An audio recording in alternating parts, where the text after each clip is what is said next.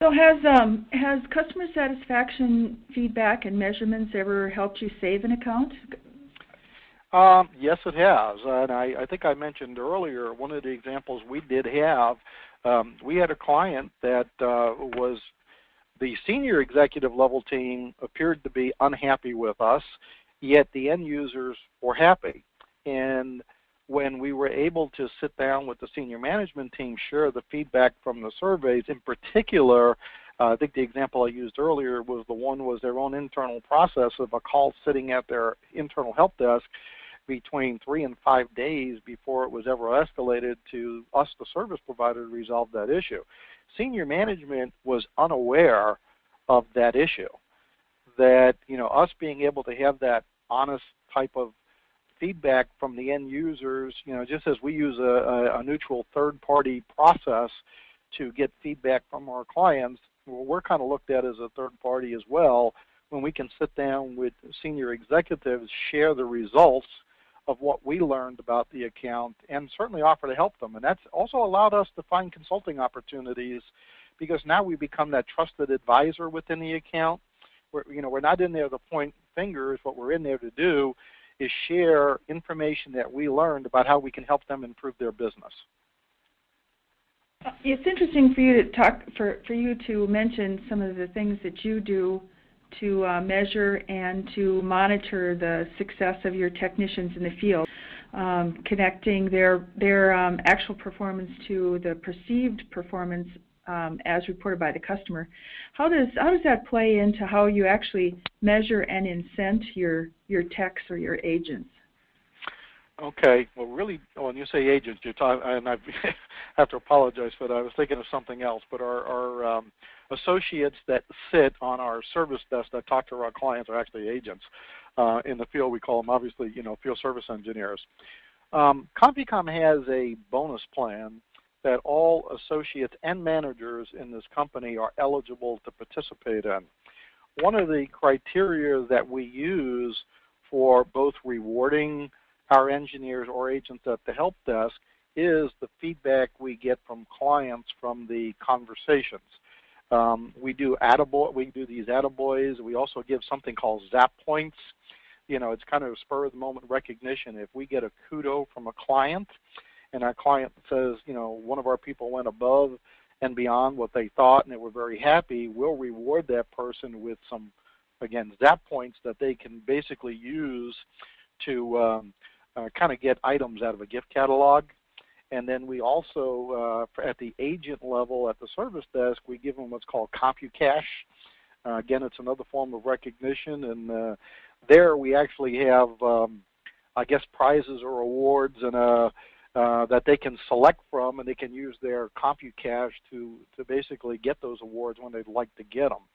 But everybody in this company is CSAT is it's a part of my bonus plan. It's a part of every one of my managers' plans. And by the way, what we use as a target here is whatever the industry benchmark is, that's the price of admission. So in order to qualify for, and at least at the manager level, it doesn't always work at the engineer level because we might not have enough conversations, but certainly at the manager level and at the executive level, CSAT is a part of our bonus qualifications. So we all take this very seriously. Well, you were talking about a bonus plan, but a bonus plan sounds like it costs money. Do you find at the end of the day it's a big cost, or no, does actually, it create? I would say it saves us money because bottom line, if you look at CompuCom's client retention, it's probably close to a little over 80%. So what does it cost when you lose a client and you have to bring on a new client? I mean, it's always more expensive when you lose a client to find another one to bring them on. It's much more profitable to retain your clients and grow the business, within those accounts. It seems like a lot of companies are trying to save money, and some companies even cut customer satisfaction measurements out of their budgets just to save an expense. What do you think about that? Well, to be honest with you, Gene, we went through that same analysis of how much money would we save if we either cut back on or eliminated the CSAT measurements.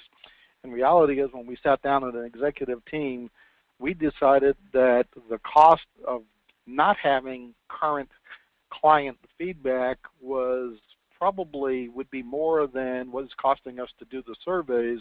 And again, I want to go back and I want to stress that one point of by having the survey data at the client level, the site level, and the engineer level, we can address issues many times before even the client or the executive level and the client may know there's an issue.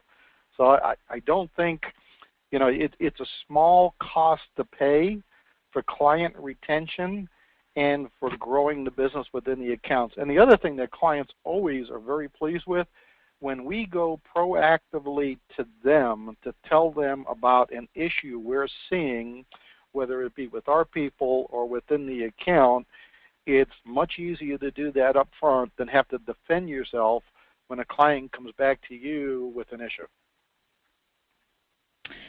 So then if there are companies out there that are measuring customer satisfaction or companies that want to do a better job of measuring customer satisfaction, what do you think are some of the things that those companies and their managers should do to start saving money with their customer satisfaction programs? That's kind of a multi-part question there.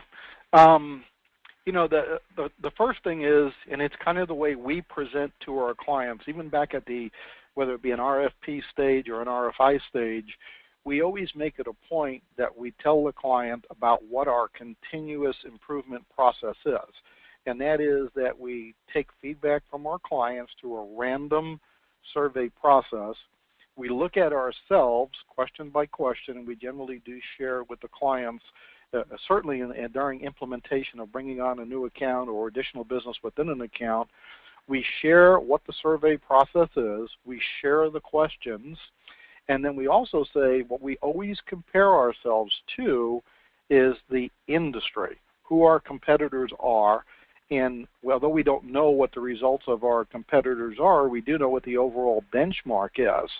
So we can always say that, we perform either equal to or better than, and go back to the client and say, this is a long-term process we've been doing, and we really value the feedback we get from all of our clients to allow us to make changes to our business model. So, the part of the question that you asked, for the investment that you make, long-term you'll spend some money, or short-term you'll spend some money. Long-term, if you take the data that you get back from it, what you do with it can save you money going forward. I think we all know when you first implement a new contract, most times you don't expect to make money on it right away. You really expect to get your payback after full implementation. Sometimes that's year 2, year 3. The quicker you can look at the data and analyze it and adjust your business model, the quicker that you'll start to be more profitable within that account. Did I answer all of your questions, Gene? Well, absolutely, and I apologize. You're right. That is a pretty complex question. Starting up a new program comes with a lot of expectations. Even when you set the expectation with your client regarding where you expect to perform compared to an industry benchmark is concerned, that certainly suggests that some real information comes out about your strengths and weaknesses. What would you advise a company to do to handle that good news and the bad news to actually take advantage of that data? Well, I was going to say, you also need to prepare to get some bad news and feedback you're probably not going to like. Because when you first start to have conversations with end users, the feedback you get might not be what you're expecting. You may think you're doing a really good job and your people are doing a really good job, and each account is different. What satisfies one account may not satisfy another account. And I think that's a mistake that a lot of people make. You have one model that you think is going to fit everybody, and then you find out it really doesn't. So, again, you have to be prepared when you start doing this. And also, it's very important that we stress with our managers, it's not getting a bad survey that's important. It's what you do with the data, how you follow up, how you respond to the client that's most important. So, taking the hardest part is when we bring on a new account or we start surveying a new account, we kind of have an expectation. We believe we're doing the right things, and we generally do learn in the first 30, 60 days that everything we're doing might not be exactly what the client doesn't meet the client's expectations. So you have to be willing to make quick adjustments to your business model, and by getting timely feedback from the end users, you can do that before you do, I'm going to use the word, too much damage in terms of client perception. And the important thing is feeding back to the client that you're getting this feedback from the end users, what that feedback is and what you're going to do about it.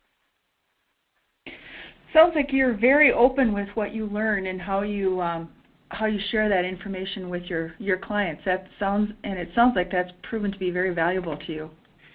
It has, Jean, and in our new hire orientation and in our new manager training, we do stress with them that we are going to do surveys, and certainly it's not to go try and influence the survey, but we do stress certain behaviors, and we do relate to, and we have years and years of benchmark data, and I do believe if I went back and looked at it, the last 36 quarters, I think 32 or 33 of those quarters were either equal to or better than the industry benchmark. So we stress this with our new associates and managers, and we stress with them the important thing is to set levels of expectations with the client.